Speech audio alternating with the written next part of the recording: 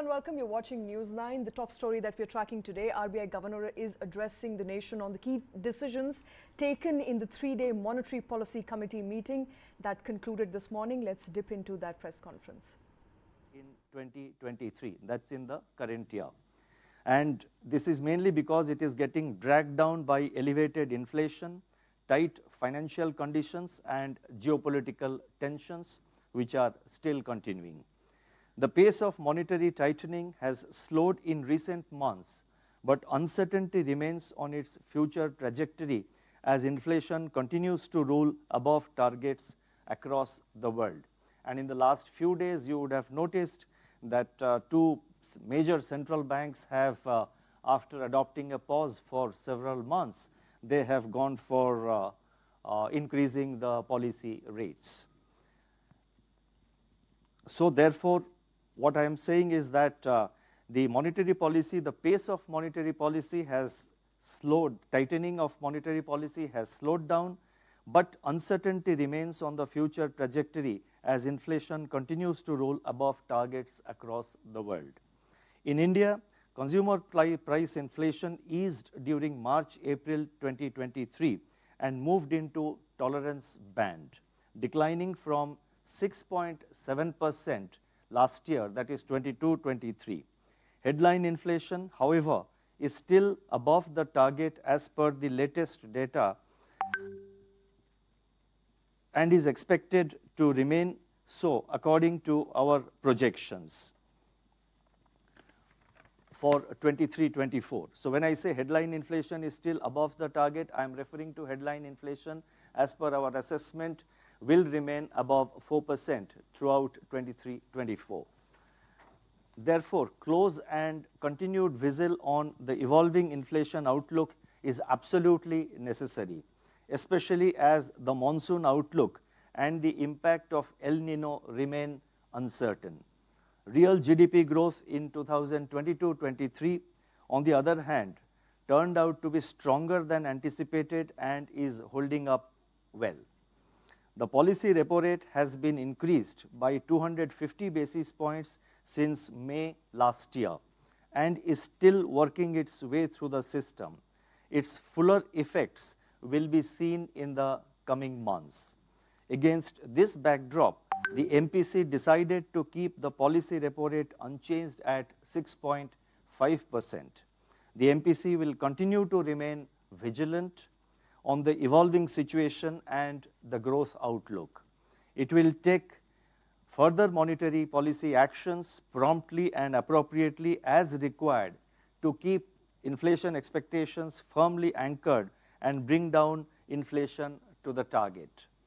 With the policy repo rate at 6.5% and full year projected inflation for 23-24 at just a little above 5%, the real policy rate continues to be positive. The average system liquidity, however, is still in surplus mode and could increase as rupees 2,000 banknotes get deposited in the banks.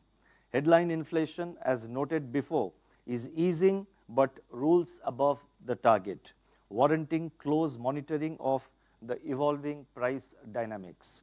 Taking all these factors into account, the Monetary Policy Committee decided to remain focused on withdrawal of accommodation to ensure that inflation progressively aligns with the target while supporting growth. I would now proceed to provide our assessment of growth and inflation. Let me first focus on growth. India's real gross domestic product, that is real GDP, recorded a growth of 7.2% in 2022-23, stronger than the earlier estimate of 7%. It has surpassed its pre-pandemic level by 10.1%.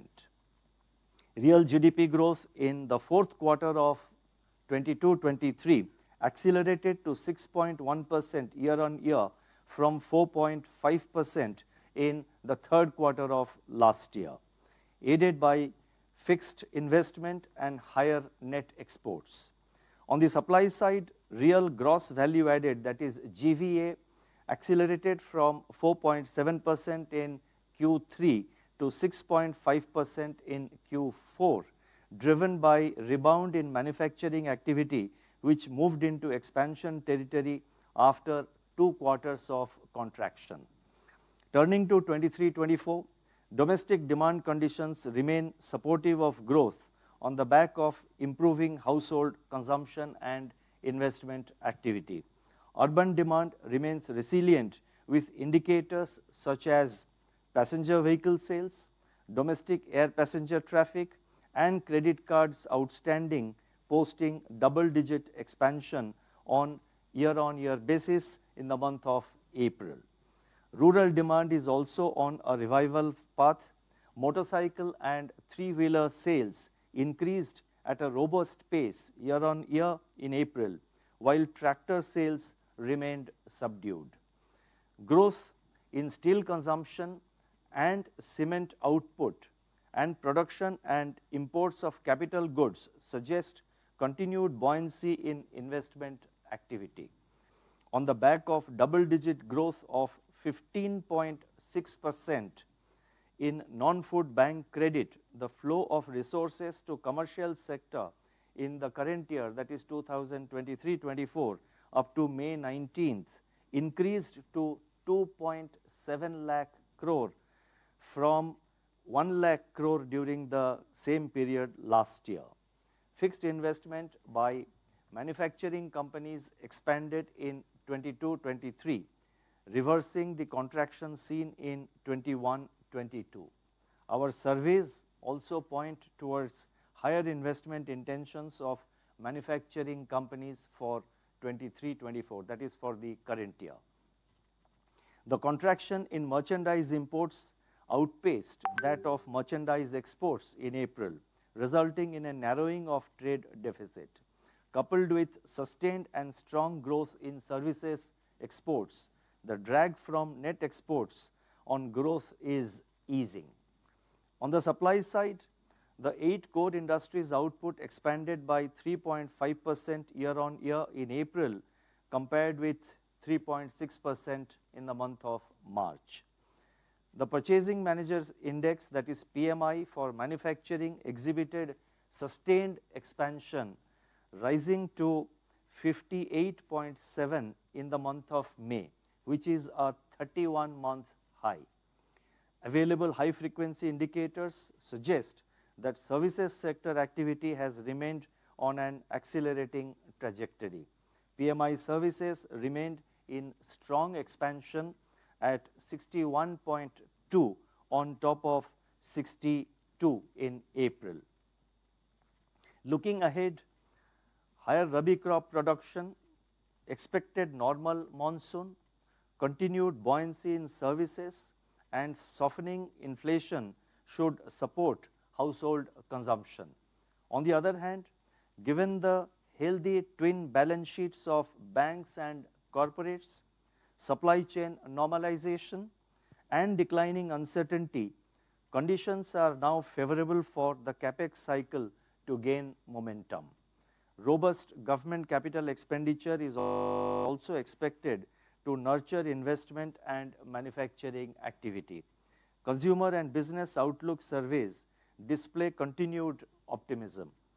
The headwinds from weak external demand, volatility in global financial markets, protracted geopolitical tensions, and intensity of El Nino impact, however, pose downside risks to the outlook so far as growth is concerned.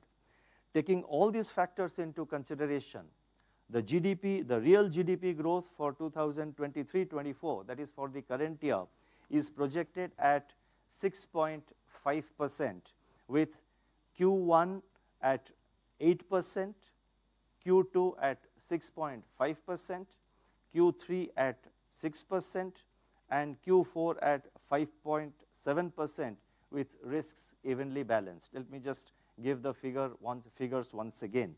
So the GDP growth, real GDP growth projection for the current year 23-24, the projection that we are making is 6.5%, and the quarterly breakup is as follows. The first quarter, the estimate is that it would be 8%, second quarter 6.5%, third quarter 6%, and fourth quarter 5.7%, and the risks are evenly balanced. Let me now turn to inflation. Headline CPI inflation has come down during March-April 2023 to 4.7% in April, the lowest reading since November 2021. Monetary policy tightening and supply-side measures contributed to this process.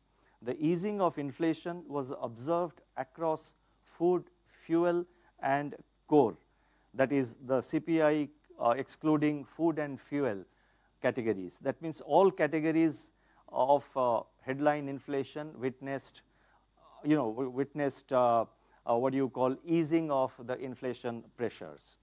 Food inflation declined to 4.2% in April, while core inflation moderated to 5.1%.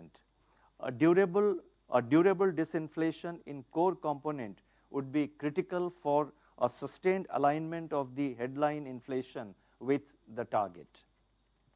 Going forward, with the recent Rabi harvest remaining largely immune to adverse weather events, the near-term inflation outlook looks more favorable than at the time of the last MPC meeting in April. The forecast of a normal southwest monsoon by the Indian Meteorological Department, IMD, augurs well for the Kharif crops. Uncertainties, however, remain on the spatial and temporal distribution of monsoon and the interplay between El Nino and the Indian Ocean dipole. Geopolitical tensions, uncertainties around the monsoon and international commodity prices, especially sugar and rice and also crude oil, and the volatility in global financial markets pose upside risks to inflation. Taking into account these factors and assuming a normal monsoon, CPI headline inflation is projected at 5.1% for 23-24, with Q1 at 4.6%, Q2 at 5.2%, Q3 at 5.4%, and Q4 at 5.2%. The risks are evenly balanced. As noted in the April statement, the decision to pause was based on the need to assess the cumulative impact of past monetary policy actions while charting out our future course. Subsequent incoming data suggest that while risks to near-term inflation have moderated somewhat, pressures remain during the second half of the year, which needs to be watched and addressed at the appropriate time.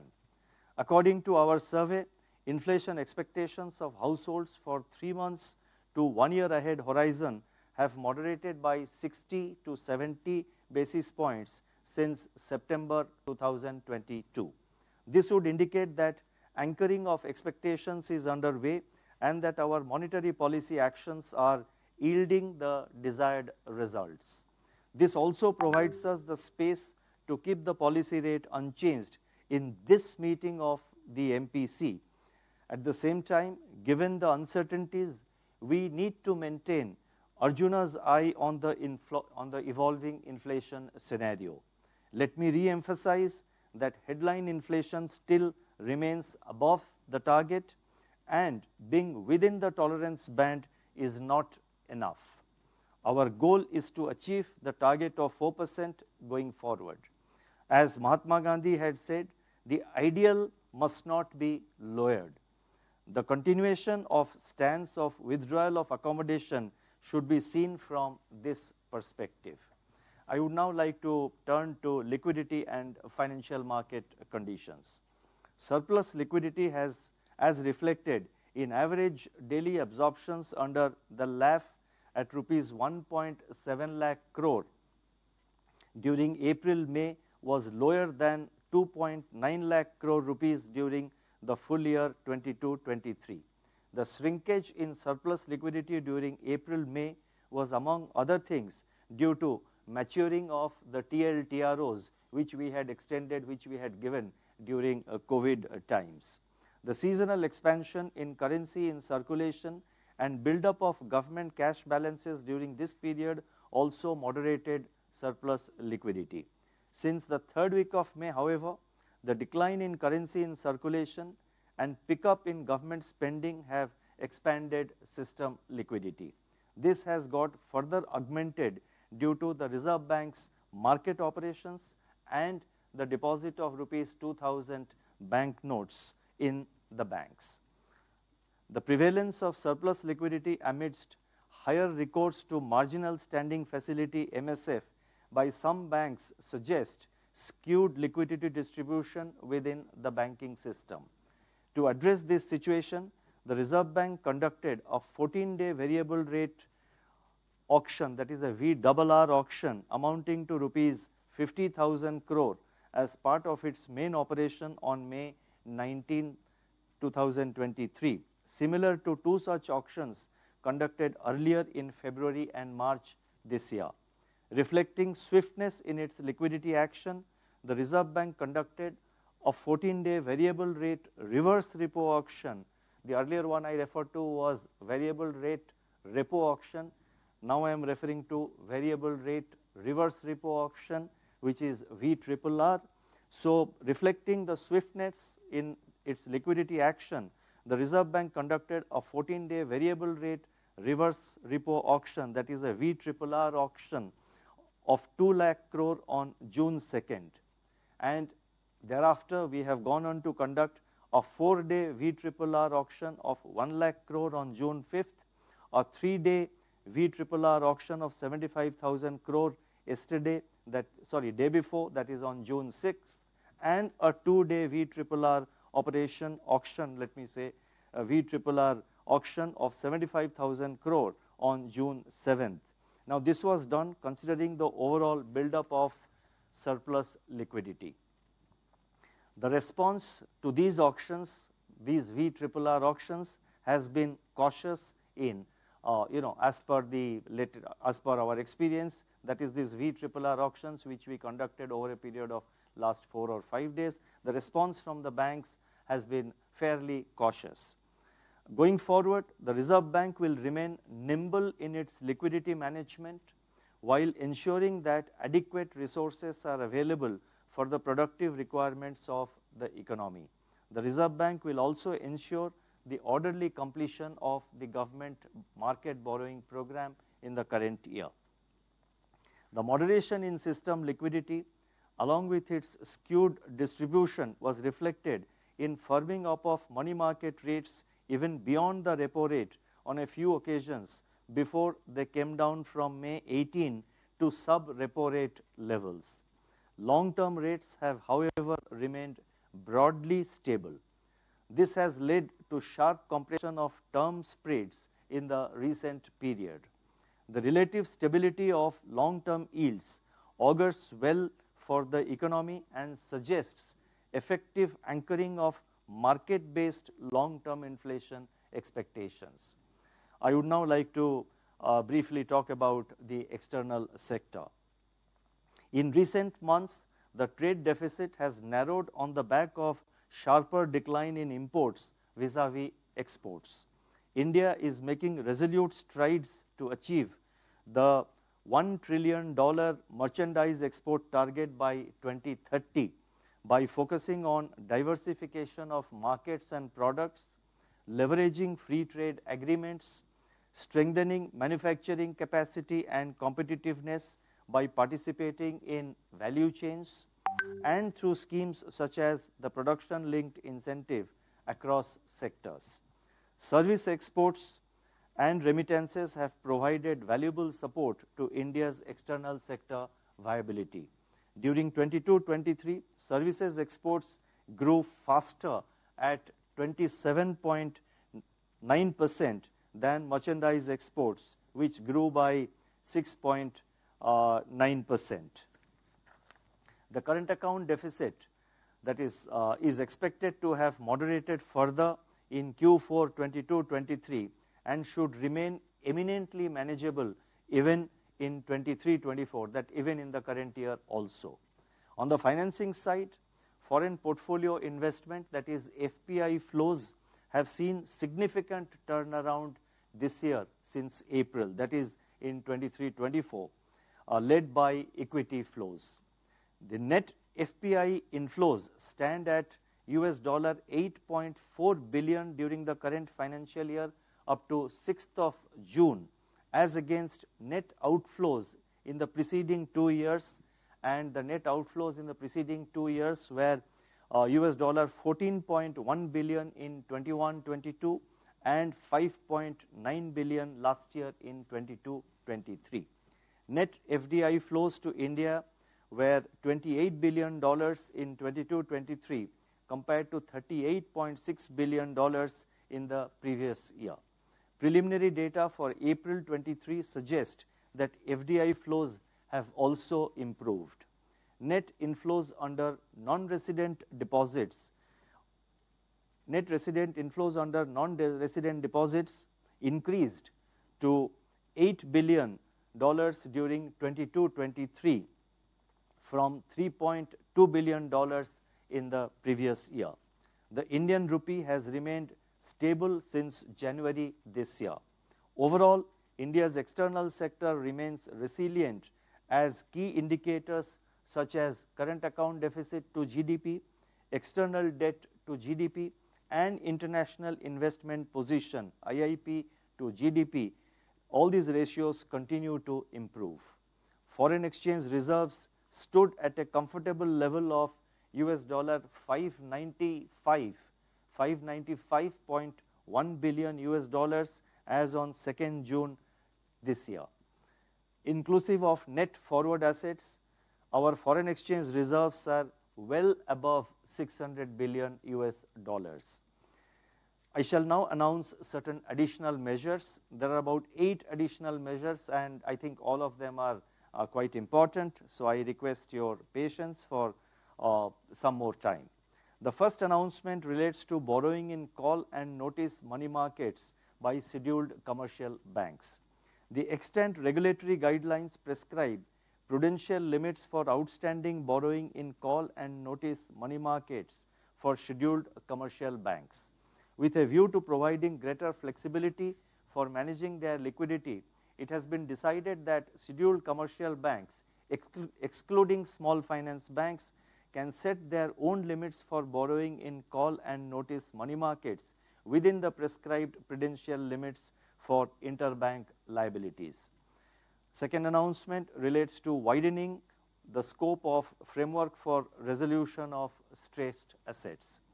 Compromise settlements is recognized as a resolution mechanism in respect of non-performing assets, that is NPAs, under the prudential framework of the Reserve Bank, which is currently applicable to scheduled commercial banks and select NBFCs.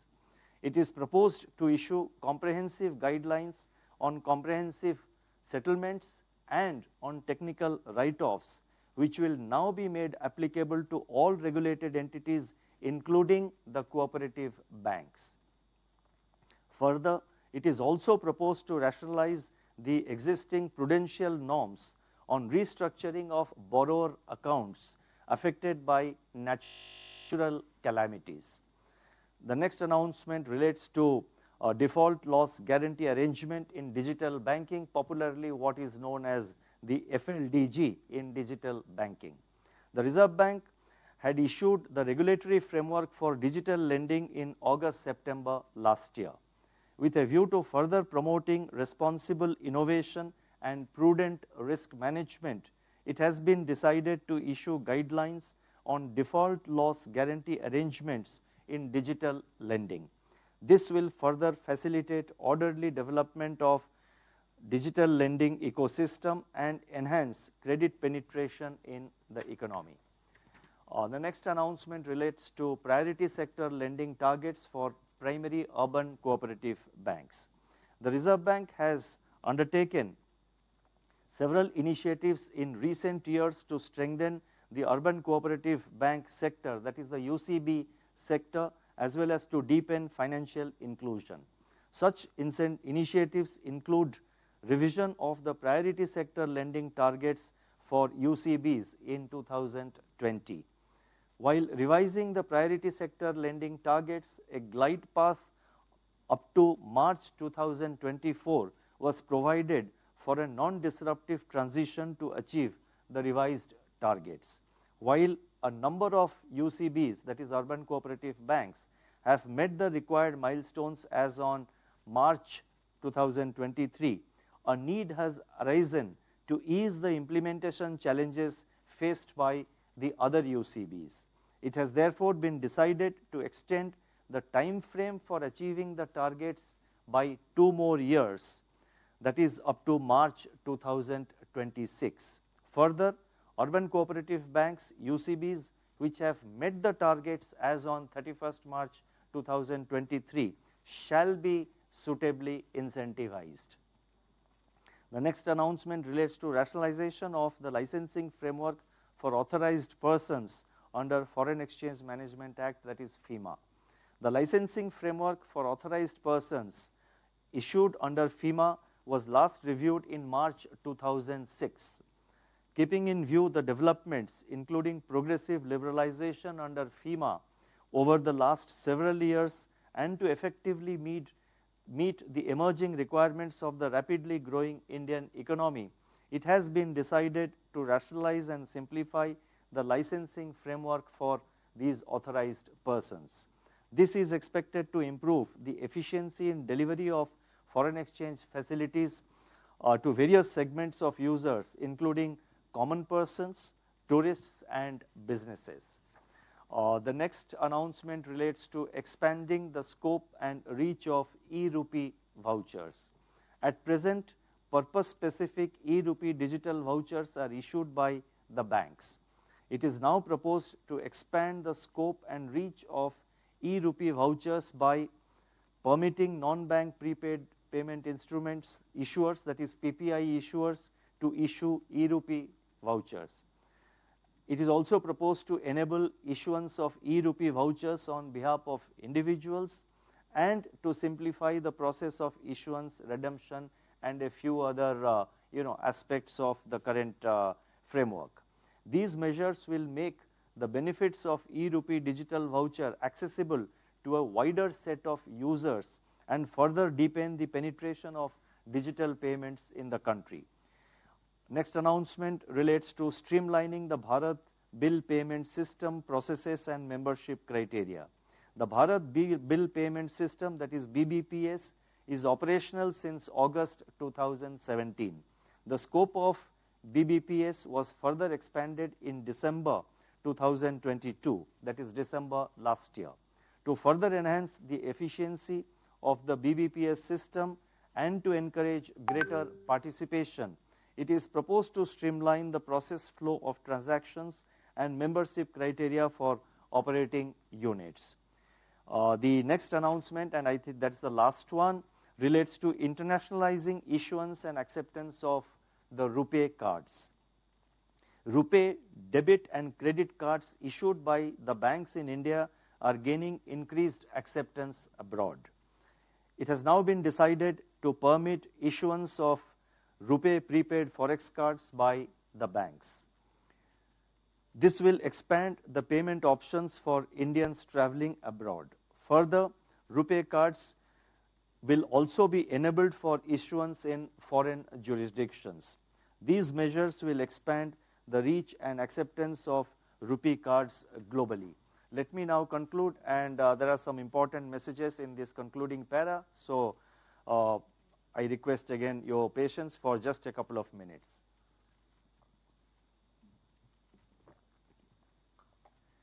We have made good progress in containing inflation, supporting growth, and maintaining financial and external sector stability. Despite 3 years of global turmoil, India's growth has bounced back and headline CPI inflation is easing. This confluence of factors gives us the confidence that our policies are on the right track. Nevertheless, we need to move towards our primary target of 4% inflation. It is always the last leg of the journey which is the toughest. I wish to emphasize that we will do whatever is necessary to ensure that long-term inflation expectations remain firmly anchored. The best contribution of monetary policy to the economy's ability to realize its potential is by ensuring price stability. The Reserve Bank will remain watchful and proactive in dealing with the emerging risks to price and financial stability. Let me end by recalling the inspiring words of Mahatma Gandhi. If we are determined, we shall find the way that leads us to our goal. Thank you. Namaskar. All right, that's RBI Governor Shaktikanta Das. They're addressing the nation on the takeaways of Monetary Policy Committee meeting that ended this morning. Interesting takeaways, but most importantly, and the headline here is that the repo rate remains unchanged. There is a pause, Krishna. This is what was expected. Various analysts, people who appeared on our shows have constantly said that inflation remains in the target range, although, very interestingly, RBI Governor saying it is in the target range, but it is not tamed just as yet. And we need to keep Arjuna's eye on inflation. So, of course, inflation remains a cause of concern, but overall, macroeconomic conditions prudent enough to keep repo rate unchanged. Right, and also quoting the great Mahatma Gandhi as well, saying that that's not good enough, this is not ideal enough. And that's fair enough, at a time when inflation is going through the roof in economies across the world. India is keeping an eagle eye, or Arjuna's eye, on inflation. That's the big message coming in. This also ties in with that OECD and World Bank growth forecast for the current financial year, that is 23-24, where that OECD, or Organization of Economic Cooperation and Development, and World Bank forecasted that India will grow at 6.6%. From 5.9%. They upgraded that forecast just yesterday. And today, Shaktikanta Das, our RBI governor, has put that number at 6.5%. So that's an important number to look forward to. The current year's growth forecast, 6.5%, lesser than last year. Last financial year, India's GDP grew at 7.2%. This year, it's set to grow at 6.5% according to the RBI, and according to the OECD and World Bank group report, it's going to grow at 6%. And they're saying that because of the kind of monetary tightening that's already been happening over the course of since the month of May last year. That's what even Shaktikanta Das alluded to, 250 basis points. That's been the rate hike since the month of May last year. Now, for the second monetary policy committee review running, you have that rate hike cycle being stopped or paused. Not stopped, but paused being the right word. And that's the big headline and the big takeaway, Shweta. The fact that there have been 2 consecutive monetary policy reviews in which there has been no rate hikes, although that's been the trend for the last 12 months. And that is what is going to show in the GDP growth for the current year. Because as Shaktikanta Das, the RBI governor, rightly pointed out, the rate hikes by the RBI will start reflecting in the rates of the banks over the course of the 1 year. So people will be feeling the impact of all the rate hikes of the last 1 year during the course of this year, and that's why you're going to see the GDP growth come in less than the 7.2% last year, essentially speaking. All right. So the impact of all the tightening that's been done by RBI, by the way of MPC, will be seen in the months to come ahead. But let me quickly run through some of the key takeaways from that big press conference, and much awaited there. Headline inflation, RBI governor says, is still above the target and expected to remain so. MPC, of course, decided to keep repo rate unchanged at 6.5%. The focus remains on withdrawal of accommodation. Uncertainty remains worldwide. Inflation is above target, not just here in India, but of course everywhere else as well. But demand is robust in the country. Urban demand is resilient. Rural demand is getting better. So rural economy there is getting better and on a revival path by the way of numbers. The numbers that we're talking about is sales of FMCG goods to automobile, all that of course quoted there by RBI governor. Those are the big takeaways of that the press conference that just concluded. Joining me at this point in time is Subhomoy Bhattacharjee, who is a senior journalist. Also with us is Karan Mehrishi, who is an economist. Subhomoy, I want to come to you first. What, according to you, stood out in that press conference? Well, definitely his accent on inflation. I would not put much stress on the 10 basis point reduction. That simply just more of an optics. It basically shows that the RBI is fairly uncomfortable with the current rate of inflation. He kept on saying that And that, as you were also discussing, that's absolutely correct. Inflation doesn't give any room for comfort. Also, you would notice that he's talking about the fact, which has also been pointed out by analysts, that there's a lot of surplus liquidity in the system. That sort of a situation always, and if there's monsoon play becomes erratic, always gives a spur to inflation. Also, there's an election every year. So all of these combined makes inflation a very good possibility of flaring. So RBI is definitely looking at inflation as its basic challenge. Withdrawal of accommodation on that committee voted 5:1. Yeah. So basically, all of these things together, RBI sort of, just sort of making it, allowing things to move in driblets, which is important. But along with inflation, the major thing that RBI has also said, which markets would be looking at, the bond markets, is that obviously RBI is saying that the government's bond program will go through without any hitch. Now that's an important thing because the bond markets tend to react to any inflationary circumstances. So both the fact that RBI is being strong on inflation and the announcement that RBI thinks that the government's bond program is going to be comfortable. And third, that it is actually looking at surplus liquidity as an area of something that he didn't say it's an area of concern, he just simply mentioned it. But that mention is significant because it shows that there's money flush in the economy. All of these tend to move bond yields, which makes it difficult for the government to borrow at the current rates. So RBI is definitely also ensuring that the inflation control will ensure that the government doesn't run into, and also, this also includes lots of state governments, that their borrowing program doesn't run into difficulties. So that's the combination that the RBI is trying to ensure through the rest of this fiscal. Growth definitely takes second stage at this point. It's the first thing is to ensure that inflation doesn't really go out of the kilter. Yeah. Okay. Interesting. Inflation stood out for Subhomoy, and what Governor essentially said is that inflation, although it is going to ease from 5.2% to 5.1%, or 10 basis point reduction there, as Subhomoy mentioned, but still above the 5% target, and being tolerant is not enough. An Arjuna's eye or an eagle's eye is essential on inflation. Inflation remains a cause of concern, Karan, at this point in time. And although it is tolerant, we are tolerant, and that is the limit that we've drawn for ourselves, it's not good enough. And RBI governor emphasizing on the fact that we need to be more careful and have to wait and check how the current tightening or the past tightening of the monetary policy is going to result in and control inflation, if at all, in the coming months ahead. So thanks, Shweta, for having me on the show. On inflation, I'm expecting headline CPI to average around 5.3% this fiscal, compared to nearly 6.7% that we saw last year. Core CPI is my concern. It will remain sticky, and I expect it to come in at around 5.8% this fiscal, which is about 50 bips lower than what we had last financial year.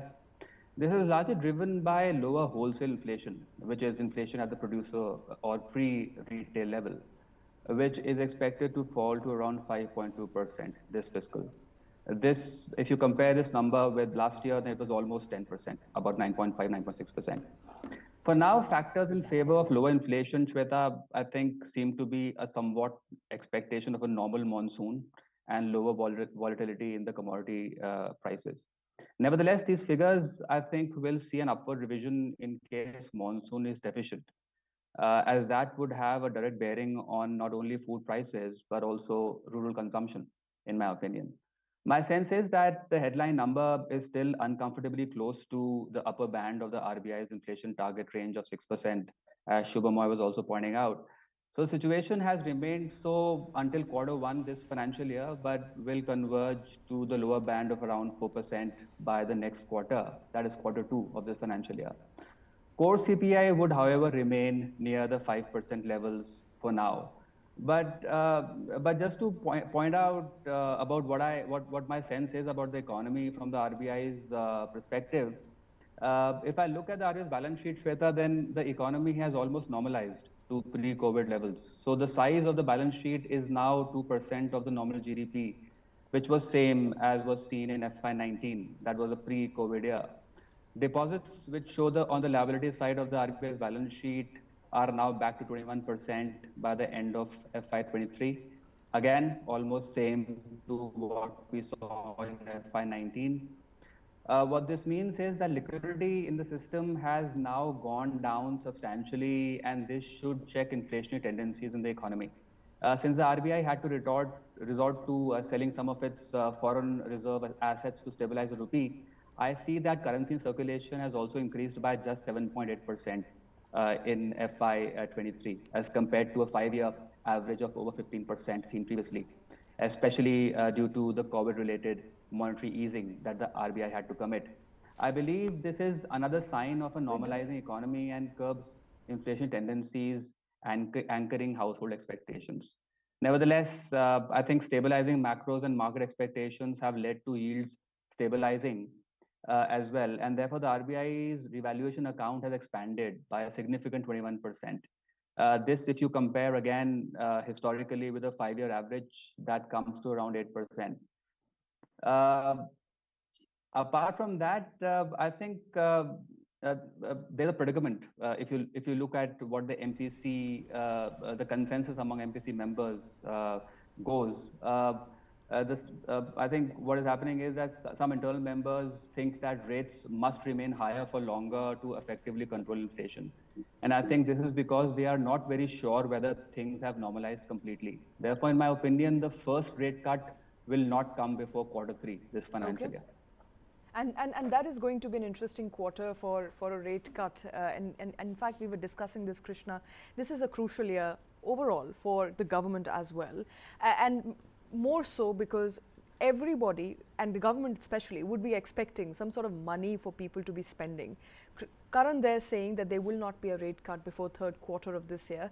That would be the time around when the country goes to polls, means more money in people's hand, augurs well for the government. But of course, it's a hard target to meet. Right, but it's also the reason why they say the GDP growth for 2024-25 is going to be 7%. And that's because of the monetary policy easing that is expected in the second half of 2023-24, financial year 2023-24. So, right.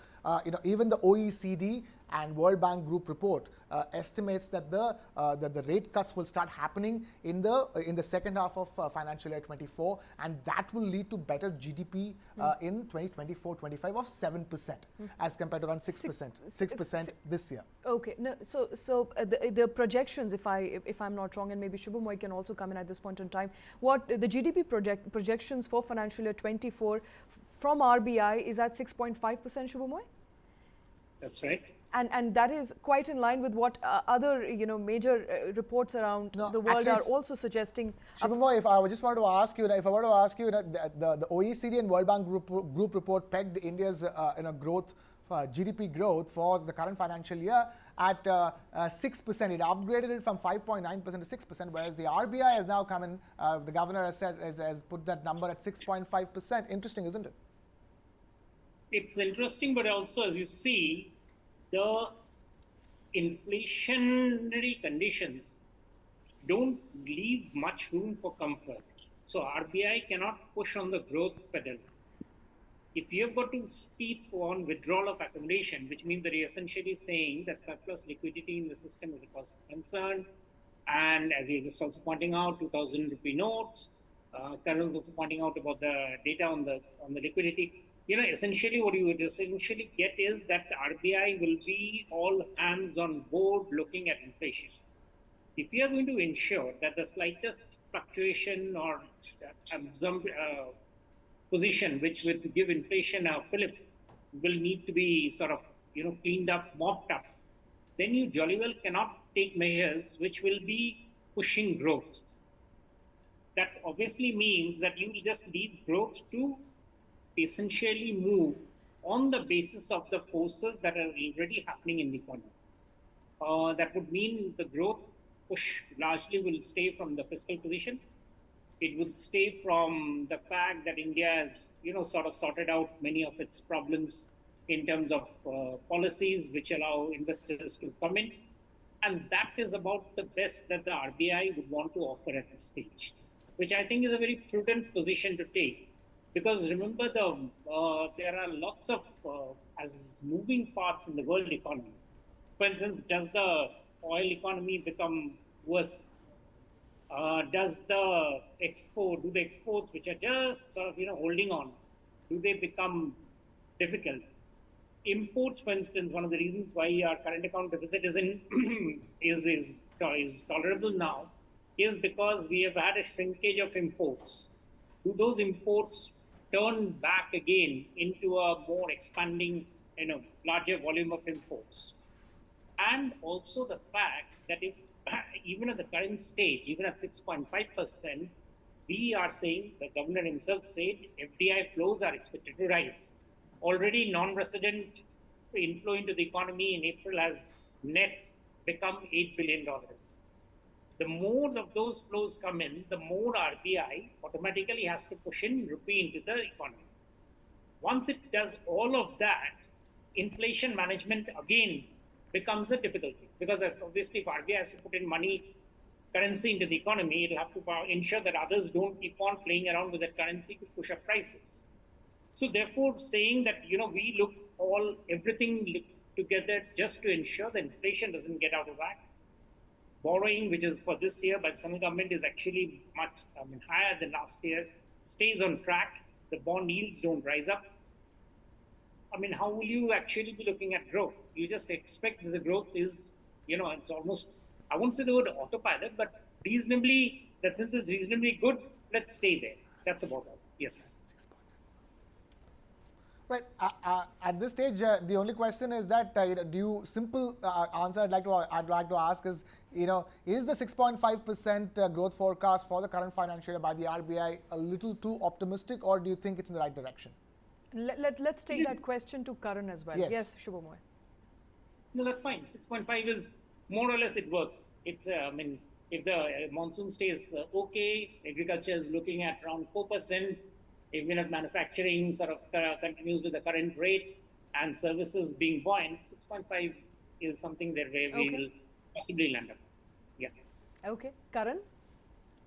So my expectation is 6.5% anyway for FY24. And I think it will increase to around 6.8% next financial year. So the primary growth driver, which was the fixed capital formation segment of the GDP, is expected to continue to expand by over 10% this fiscal. And as you understand, the public capex is driving that segment. A very similar story is coming from the private consumption or household consumption segment, which is also expected to expand by over 10% this fiscal. So I'm expecting the industry to recover as well with about 5.7% expansion. This is almost double to what we saw in FY23. For Q1 this financial year, even though the RBI is estimating the number to be around 7.5, 7.8%, but I expect it to expand by in the range of 6 to 7%. Okay. A couple of interesting takeaways from that big press conference, of course. One was with respect to e-rupee, and I'm shifting focus a little bit. And there is a proposal, of course, by RBI to expand the scope and reach of e-rupee vouchers to PPIs. E-rupee, and we were discussing this, me and Krishna, just while the conference was on, and Shubhomoy, maybe you can come in. The uptake of e-rupee, or rather acceptance of e-rupee, has not come in line with what the government was projecting. Yes, but then it also depends on what I would call, we are a low per capita income. And in that sort of an economy, consumers, it's already a very major change that has happened with consumers coming into UPI. It's a huge expansion that's happened in the space of last 5 years. Once that is stabilized and played out through the system, the next range of innovations in the market in terms of e-rupee and others would tend to then take over. So we are, I mean, I would say that the way if you look at the first initial movements on UPI, where, volumes rose very gradually, and then it sort of shot up like massively over the last 3 years, is I think would similarly be starting to happen in other innovations. Not every innovation becomes very successful. For instance, the RuPay cards, which the RBI governor was talking about, is something that will require a lot of the ecosystem to come through. These allowed prepaid forex cards on RuPay. These are some things that will, considering that the RuPay is not something which the higher middle class picks up, that will take time. I mean, and they are the ones who move abroad. So since if they are not using it, you won't expect too much of demand for RuPay to immediately start. Okay. So these are the sort of things that takes time. I mean, as I expect that over the next 3 years, the per capita income would really be rising up, simply because of the fact that the growth that you're getting in the economy, you would expect the next round of innovations to also start catching. Yeah. All right, and innovation, of course, we're very good at that, Krishna. We keep talking about UPI success story, and it is a success story. Literally 1/3 of transactions done within the country are now done through UPI. So while there's not much of an uptake just as yet, but it is an innovative medium mode, and will take time for people to start accepting e-RuPay like they did with UPI. Yeah, while we wait on that, I thought there was another interesting announcement talking about innovation. The other good innovation that's done really well is RuPay and the RuPay cards. And you saw that announcement by the RBI governor that now you're going to have prepaid RuPay forex cards that are going to be made available to help Indians travel easier. And that's another fantastic announcement. So the good thing is that there are a bunch of innovations that the Reserve Bank of India has been out with. A couple of them have been outstanding. One, UPI, one of the greatest innovations possible from India's from the Indian government's end.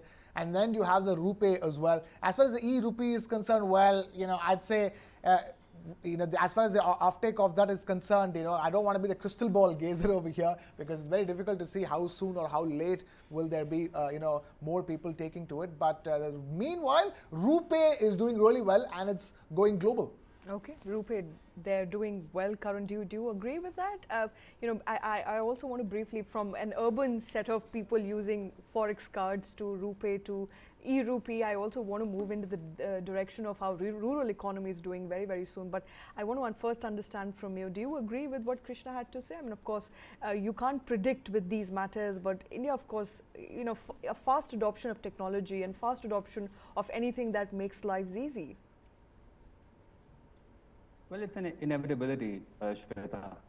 So I think the more the economy evolves and organized, you see these kind of innovations taking shape. Also, as India integrates more with the global economy, and especially India's Look East policy, for example, where India integrates with ASEAN and other Asian nations, you will see even more such innovations taking shape. Okay. Domestically, I think the primary driver for this technology, I think, would be the involvement of much larger token transactions, because I think at this point in time the token amount is very little. So I think in order to have a more sustainable development in this space, the policymakers should focus on much larger token transactions in the medium to long term. Okay. I also want to touch upon rural demand, rural growth, rural economy here, because that's something also we're tracking very, very closely on News9, Krishna. And Governor, they're saying that he is optimistic about the revival, about the increase in demand from rural economy, and he quoted auto sales there. He quoted various, consumption figures and practices there, which essentially hinting at there is a revival in rural India. Right, and also there are risks to that revival as well, because of the way the monsoon is going to play Absolutely. out. Yes, the risks. And there's an eye lesser. on monsoon as well. Yes, there was talk of the kind of monsoon that we're expecting. There are El Nino risks to the upcoming monsoons. It is being predicted to be below than average monsoon in the coming year. How it affects the Kharif crop will have a lot to say in terms of its impact on the GDP of India. But the fact of the matter is that the rural economy has been doing well is one of the important reasons why we did post 7.2% growth for the last financial year that just concluded in the month of March. And that's been mentioned by the OECD and the World Bank Group report. It was on the back of good agri output and the rural output that that growth was seen, and it was above 7% at 7.2%. So the rural economy is certainly on the revival path. What would be interesting to see is how will that revival be affected by be it the monsoon and the rainfall, which is be the primary factor, and of course the rate tightening that has happened over the course of the last 1 year, that will start showing up in the urban economy and the rural economy over the course of this year. Okay.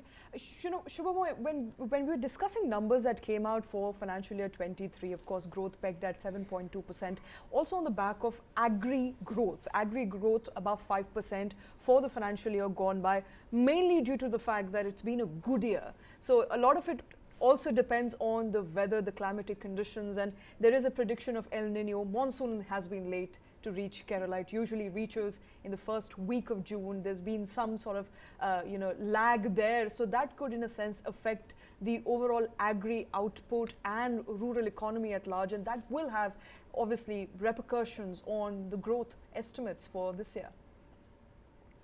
Actually, that's a very interesting thing that you're raising. You know, when we were doing college economics at that time, one of the expectations was that the Indian manufacturing sector, which was about 14% at the time, and roughly parallel to the agriculture sector, will actually come up higher. Today, if you look at the GDP data, the agricultural sector outpaces the manufacturing sector by a considerable margin. The services sector, of course, has grown only bigger. But what it does show is that we are now more of an agro and a services sector economy than a manufacturing, the secondary sector dominated economy, or at least playing a significant part. Till that changes, yes, agriculture, what happens in the agricultural sector and all its ramifications are today probably more significant for the Indian economy than it used to be several years ago. But that is something which probably is a very important changer in the Indian economy. That today, we are talking about the rural demand, you're talking about cooperative banks, we are talking about consumption habits in rural economy. These are like very significant. The rural-urban spread is a different thing from from agriculture and manufacturing, because many of the rural sector is also part of the urban. So what I mean is that the agricultural economy is now today much bigger than the manufacturing economy. And that is a change that has happened slowly. It has happened big time. And that is definitely having an impact on the economy. So you're right about, the monsoons, the weather things, all affecting how agriculture affects. So to that extent, irrigation becomes better, or drip irrigation and, crop diversification works better, millets program works better. All of these things will have an impact. Yes. Absolutely. And crop diversification also interesting, because the government has just announced an increase in MSP solely to diversify crops. That remains a major concern with us, Karan. But, alluding to what Subhomoy has been saying, we are on the path of becoming a services and an agri economy, steering a little away from manufacturing, at least from the data that has come out in the last quarter of financial year 23 is concerned. Very interesting analogy, Shweta, that we use in the economist community. And we associate the performance of the agriculture sector with Rudyard Kipling's If poem, where men may come and men may go, but I go on forever. So what that means is that the agri sector always records a growth of around 4%. Now, it could be 50 bips upper or lower in the band, but it's almost around 4%. So that being said, I think rural demand remains robust for now, and monsoon and the reservoir capacity always remains the primary monitorable as far as the sector is concerned. So again, it all depends on how the monsoon fares, and if it as expected, then we will see the current trend to continue and rural consumption to remain robust. But apart from that, as far as MSP is concerned, Shweta, I'm a big skeptic of MSP, primarily because MSP does not meet its target.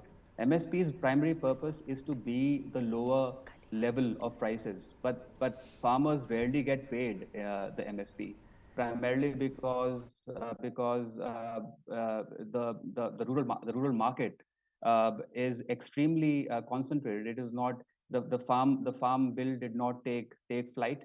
A reformation in this sector is something that is really needed at this point in time. So I think unless we really formalize the sector and we open up the rural economy, I think we will continue to be in this 4 to 4.5% growth perennially, and that would not be good for the rural economy in the long term. Okay. So, Karan, they're not agreeing with the rise and the hike in MSP, but Subhomoy, what's your stance? Let me quickly apprise our viewers at this point in time, because MSP for 14 mandated Kharif crop was increased. Government announced an increase in MSP for key pulses like moong, oil seeds such as sesame and groundnut were hiked by over 10%. For popular ones, it was hiked by about 7%. For paddy specifically, it was hiked 7%. So an overall increase there in MSP that was announced by the way of a cabinet decision yesterday. Are you a believer of high MSP, or like Karan, do you not believe that hike in MSP is going to yield much output? Shweta, I am not talking about MSP. That is a political call, and I would go with what Karan is saying. But MSP economically, Subhomoy, are you from the point of view of economics? No, it isn't. I mean, he's right about the fact that MSP doesn't really work on. It is not supposed to be a dole. Okay. So it has to be much more based on the farmers should get much more better signal, and that's what I'm saying. That the agricultural sector, whether it does well or good, well or bad, will not depend on. You can't just be basing it itself on MSP. MSP is a political question. What my basic point is that if you look at the GDP today, the agricultural sector is much more bigger than the manufacturing sector. And given that sort of a situation, you therefore need to bring in more robust policies to make the agricultural sector active. I mean, get more farmers to earn better income, because that is where the economy is. So there's no point saying that the agricultural sector will, pick up the slack after manufacturing sector has done, and so on and so forth. It is now much more significant a player in the Indian economy, and that is something that we need to understand. This is not the same as rural-urban. The urban area is increasing. So as I say, the agriculture sector, large part of it is also seeping into the urban sector. So rural-urban dichotomy is not the same as agriculture-manufacturing dichotomy. The two are different. And MSP is simply a means to give, it is supposed to be for 23 crops. It doesn't really work for all those crops, and that there's a problem that we recognize. But you need the agriculture sector to have proper pricing signals. You need to invest more in things like logistics, irrigation, as I said, transport capacities, better dues from farmers about the power that they consume. And obviously, a very major aspect of that means that our green economy also has to be agriculture. Has to look at what agriculture is doing in terms of putting more greenhouse gases into the atmosphere. So all of those things come in. But so basically, the point is that we can't deny that our GDP distinction will now be based on these two for considerable amount of time till the manufacturing sector comes into being, comes into place, and that is a very, very long haul. Not really there at the moment. Yeah. Before I let you go, and I understand you must be running out of time at this point in time, I also want to quickly touch upon the current account deficit. Governor there saying that it remains manageable for financial year 24, Krishna. And FPI flows have seen a significant turnaround this year, led by equity inflows. Essentially, Governor hinting there that CAD is within the estimated figures. It remains under control. And good time to remind and apprise people of that, because we are getting into an election year, and fiscal consolidation will not be the top priority when you get into an election year. Government spending will be. At least that's the usual expectation. But so far, if fiscal consolidation is on track, if the current account deficit is on track, then that's certainly good news that people watching the Monetary Policy Committee reviews should be taking heart in. And just so you know, talking about people watching the Monetary Policy Committee review, the markets, if you see all the rate-sensitive stocks, Shweta, the rate-sensitive stocks, as in the interest rate-sensitive stocks, they've not moved too much. There's been no sharp turns upward or downward to the monetary policy because it's exactly on expected lines. It's the stability and consistency that seems to be working for these stocks. The markets, the stock markets and analysts on the street expected a pause in the rate hike, and that's exactly what happened. So all of that is factored in. So all the yesterday itself up until now. So today, as the announcement was being made, and after the announcement got made, none of the stocks moved too much upward or too much downward. Markets stable as well on Monetary Policy Committee review day. Shweta. Okay, Subhomoy, if you can quickly come in on the current account deficit. Various mixed reactions there coming in from RBI governor, but if you could clarify for us, what is your outlook on CAD? Oil. That is what determines a large part of our current account readings. A growing economy will need more oil as long as Russia keeps on supplying us, and as long as, in fact, the geopolitical instability to that extent, keeping the oil prices for us favorable is actually a rather good thing to happen. Commodity prices, because of the global recession that's coming along, or whether you call it deflation or whatever term, is definitely something good for us. So on both those sides, we have therefore a better position, and that's a significant pressure off of the current account deficit. And as these numbers are showing, the remittances as well as the FDI flows, if they continue to be more or less stable, they had come down last year, but if they more or less stay even at the same level, or thereabouts proportionately, we should be in fairly decent position about current account deficit. Yes. Karan, oil, a hefty import bill by the way of oil, but that of course is contained. We have had a favorable deal so far with Russia. What is your view of current account deficit? So Shweta, India did not save any more than maybe $2 to $3 billion from Russian imports. So I'm not really sure whether that has dented, and reduced the oil bill to a great extent.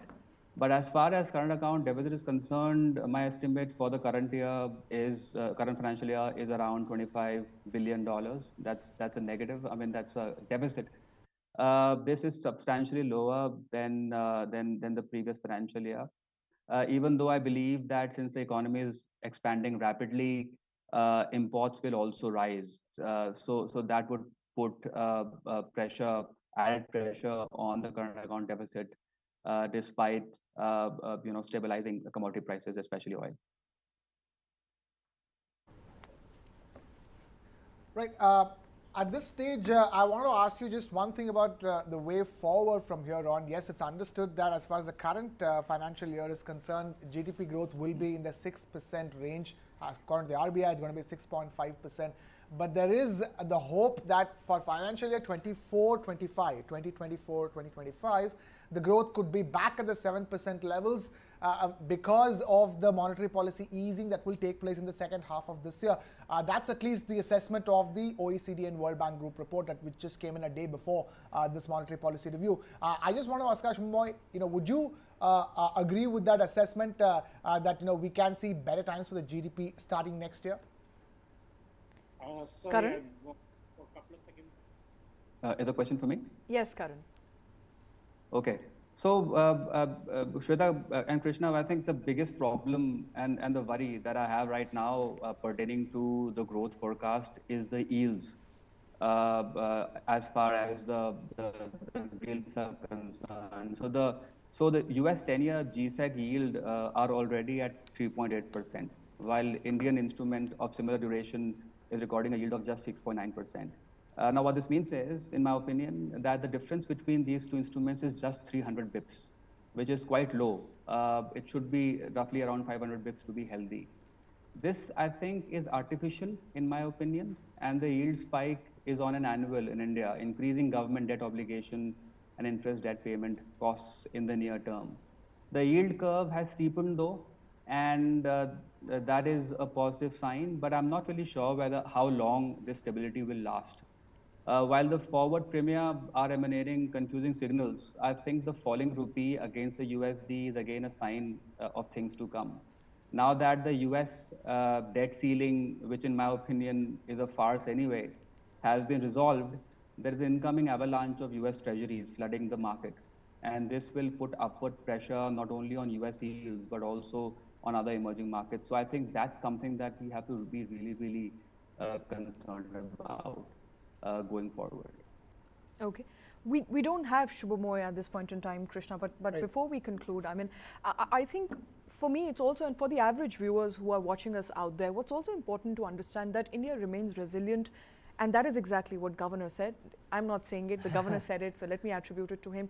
It remains resilient to global headwinds, inflationary pressures, recessionary issues, and we are strong, and that is on the back of strong macroeconomic fundamentals right now. Yeah, and also the fact that we are, in a sense, focusing on the right things as a country in this post-pandemic world, where look at the Western economies, double-digit inflation. That's where things are. And here we are in the 4% range and still complaining and cribbing about the fact that it's not below 4%, because that's where the government wants it. So if there is any other headline for the day, it has to be the fact that, yes, the rate hikes have been paused. That's headline number one. The other headline is the fact that India has got both of its eyes very clear on inflation, and it wants to bring inflation down at any cost. Because again, I'm guessing, when inflation is low, prices are low. As you get into the election year, it's a good, it all goes well for the government as well. And also, when the entire global economy is not focusing enough to keep inflation under control, so that the people don't bear the brunt of high prices, the Indian government and the RBI is very clear on containing inflation so that the common man his pocket is not pinched. So, which is a very good thing. It all goes well for the Indian economy, even as it tries to put up those growth numbers that everybody wants it to put up. But bear in mind, even if India puts up the 6 to 6.5% growth number for this year, it will still be outpacing so many other economies that are that are facing so many issues at this point in time. And as you're rightly pointing out, the one story that doesn't get told enough is the fact that India is one of the most resilient economies in the world, if not the most resilient economy by many standards. And we've seen that play out. We've seen that play out of the last financial year, 7.2% growth. We've seen what all happened to economies around the world in the last financial year. We're getting into another year, and we're still doing better than so many other economies. So macroeconomic fundamentals, right monetary policy, right fiscal policy, combination of factors, combination of good macroeconomic management, if I may. Okay, and what remains of importance, while the numbers are important to people and you can be very happy and nationalistic about it, what also remains important to people is what they get at the end of the day. And Subhomoy, from my reading of various news articles, it appears that various banks, in fact, at this point in time, Abhijit is with us, Subhomoy is not with us, but Abhijit, what comes across to me is that various banks have already started decreasing the rates that they were offering on FDs. Will the second consecutive pause, mean that the banks, the higher rates that they were offering on various FDs, the interest rates, will that be lowered now, or will that remain constant? And for the average person, I think that's all that matters, is how much money do I have in my bank account and how much more that I'm making at the end of this quarter, the end of this year.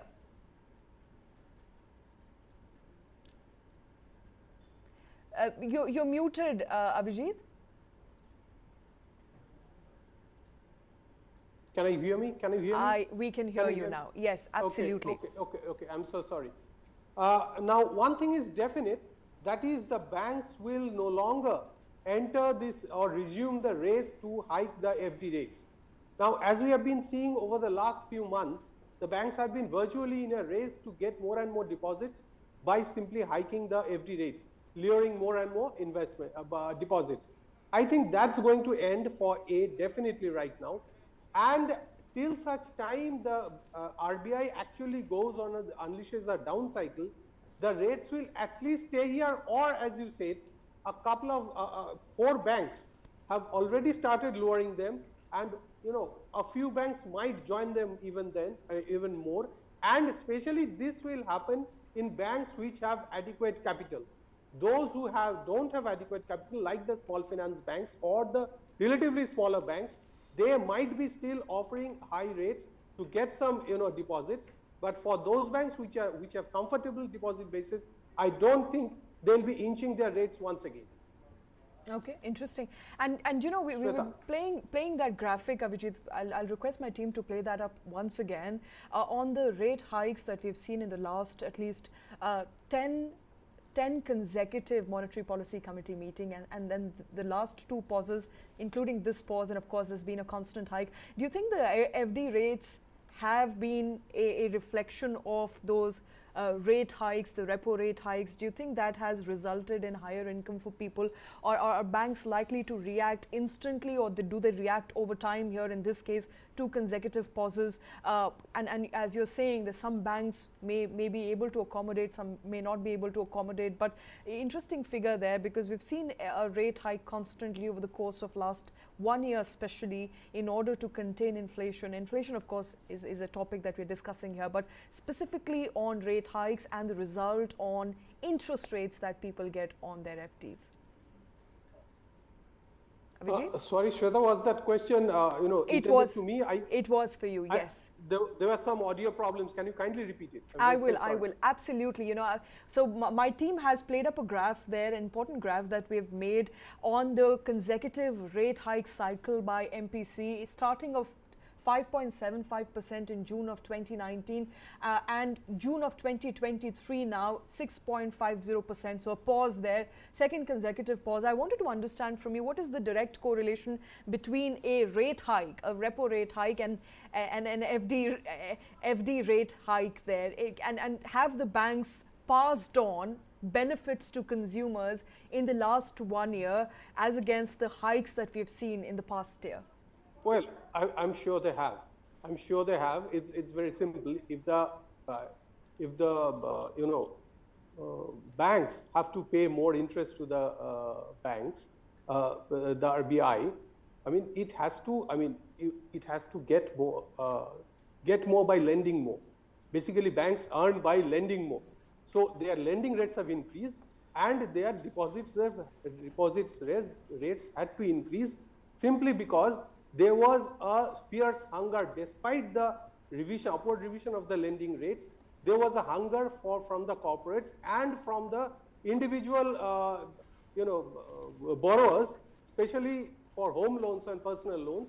There was a lot of hunger, and in order to meet that, the banks had to have a constant stream of deposits, right, which they attracted by lowering the FD rates. I mean, so this entire thing happened in a tandem, and what will happen right now is that there will definitely be, as I was saying, there will definitely be a pause as well in that incremental rise of the FD rates from the banks, especially with those banks which have a comfortable deposit base.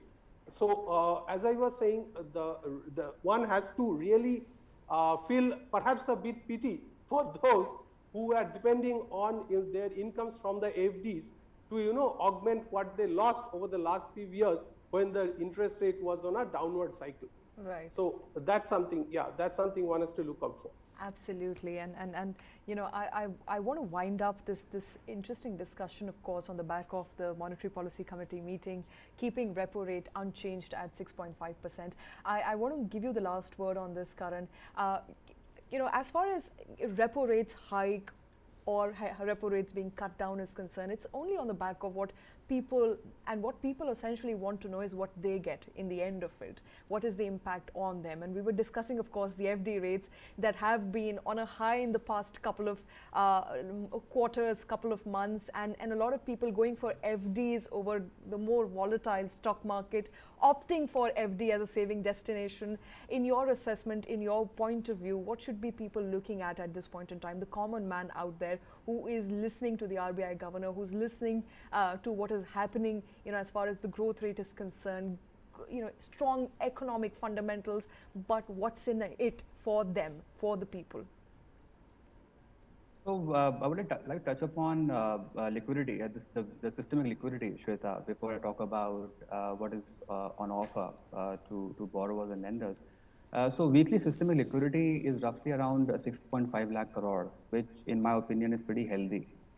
But I also see increased demand at the MSF window. which attracts the highest rate of interest in India's monetary system. Now, what this means is that smaller commercial banks, as other guest was also pointing out, are facing liquidity crunches already. So this is a sign of pressure of liquidity withdrawal from the system. This could probably be because of GST payment obligations for the quarter and withdrawal obligations. Withdrawal obligations may have put some pressure on system. At the same time, the call money rate, the weight call money rate has come down to around 6.36% as on May 26th. If you compare that with the May 12th number, it's almost 40 bips lower. Okay. So as far as what to expect from the system, as far as rates are concerned, it's all a function of the net interest margin of commercial banks. But I think the smaller commercial banks will be offering better interest rates definitely, because they are looking for a current account and saving account deposits, because that is where they get the cheapest money from. So as far as the borrowing is concerned, I think the rate transmission is quite rapid. So I see borrowings to get a bit expensive in the coming months, even though the RBI MPC has decided not to raise rates. But rate transmissions have to happen, and they have to match the 6.5% repo rate that we are seeing at this point in time. But also you have to understand that the commercial banks, while they raise rates on borrowing, on lending, but on borrowing the rate transmission is not that high. So then there's quite a difference between the rate at which commercial banks borrow and lend. Okay. So I think in the coming months you will see lending to become a bit expensive as far as I see from this vantage point of 6.5% repo rate. Okay, lending could get expensive. That, of course, is yes, Abhijit. Yeah, I have a small point to make. You said, what can the common people expect? I think the common people, what he can expect from this meeting after this statement is that moderating prices. Believe me, this is one thing that has plagued the common Indian citizen for more than 1 year, and they have faced the brunt of it. The real takeaway for the common man on the street will be moderating prices and moderating inflation. For me, that is the most important thing for the common man. Okay. That, of course, is the hope, Krishna. Moderating prices, moderating, inflation. That, of course, is the big hope. Governor, of course, saying that there will be a close watch on inflation. Inflation, although within the target range, is still too high. One should not get complacent. RBI governor there asking for a hawkish eye on inflation. Repo rate remains unchanged at 6.5%. So the direct transmission of that rate pause, we'll have to wait and watch out for when that happens. Whether the FD rates are going to go up or down, we don't know that just as yet. But what we can expect, that inflation will be tamed. The benefit of a contracted fiscal policy, a monetary policy, tightening of that fiscal policy, monetary policy will be seen in a couple of months from now. So we'll of course have to wait for the growth to, for an uptick in the growth. And of course, we are going to keep a close watch on RBI monetary policy in the subsequent months and the impact of this rate pause in the coming weeks ahead. But that's all we have in this bulletin. Thanks very much for watching.